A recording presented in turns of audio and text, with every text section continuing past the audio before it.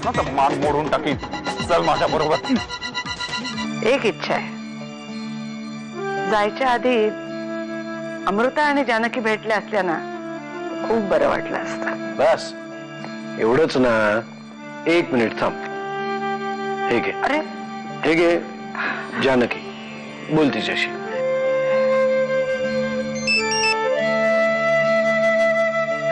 जानकी, बोला त्या बाई. अगं आता तीर्थयात्रेला निघाले बाळा मी. जायच्या आधी तुम्हाला भेटावंसं वाटतंय ग. आम्ही आज रात्रीच येतो तिकडे तुम्हाला भेटायला. खरंच? अगदी वाट पाहतीये मी. हो येतोच आम्ही. आजच रात्री येतात. खुश? एकदम खुश. Very good. तुला ज्यांनी पाठवलं ना त्याचं नाव सांग. नाव सांग. सांगतो साहेब, सांगतो. तुमच्या आई युगंधराबाई सरतापे. अमृता, मी बोलतोय. हे बघ अमृता, मला तुझ्याशी खूप महत्वाचं बोलायचंय. मला लगेच भेट. अमृता हे बघ, प्लीज प्रश्न विचारू नकोस. मला लगेच भेट तू. खूप महत्वाचं आहे. ओके? तू आता माझ्यावर संशय वगैरे घेऊ नकोस. अगदी सहज आलेलो आहे तुम्हाला भेटायला. खरं तर थोडासा हवा पालट. मग ठीक आहे, माझा आला तर इकडे जायचं, वाड्यावर नाही. अगं असं कसं करता येईल? मला वाड्यावर तर जावंच लागेल ना. ह्याने ताकीद देऊन पाठवलंय का? अमृता कुठे आहे? हाय की आतल्या खोलीत. बा, तिला लगेच भेटतो, नाहीतर मग मला आधी भेटला नाहीस म्हणून चिडचिड करेल आणि भांडेल माझ्याशी.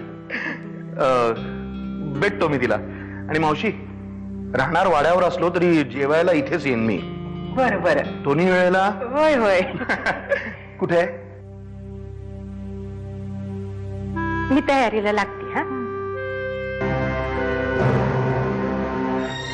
आणि सगळ्यात महत्वाचं म्हणजे आर्यनला पहिल्यांदा इथनं जायला सांग. तू जाणारच आहे.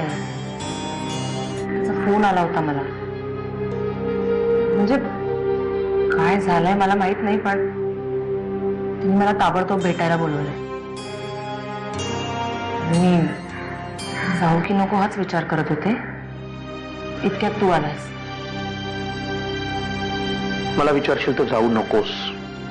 नको. कारण आत्ता तरी ह्या क्षणाला तुझ्या प्रत्येक गोष्टीवर, प्रत्येक हालचालीवर दादाचं लक्ष असणार आहे. सुमित्रा काकूकडे जाऊन येते. तिला सांगते वामन काका आलाय ते. अगं मग फोनच कर की. नाही नको, मी जाते ना. तेवढंच चिवला सुद्धा भेटता येईल ना. अगं मग जेवूनच जा की, म्हणजे वामनराव बी येतील ना तिला भेटाया. नाही नको, मी जाते आत्ताच. जमलं तर तिलाच इथे घेऊन येते जेवायला. आलेच. अमृत,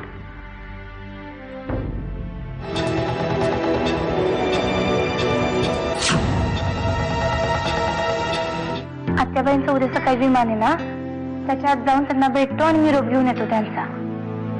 तुम्हाला जायचं असेल तेव्हा जा. पण आता वामनराव तुमच्यासाठी जेवायचं थांबले.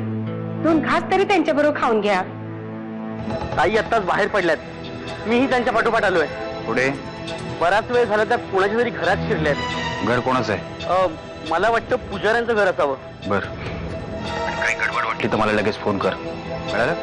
बरं साहेब, ठेवतो. मला तर असं वाटतंय की अशा माणसांची कमी नाहीये तुझ्या बाबांकडे. म्हणजे ये.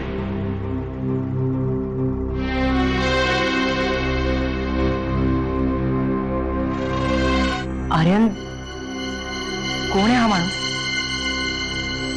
तुझ्या बाबांनी पाळलेला एक गुंड. मला ठार मारण्यासाठी.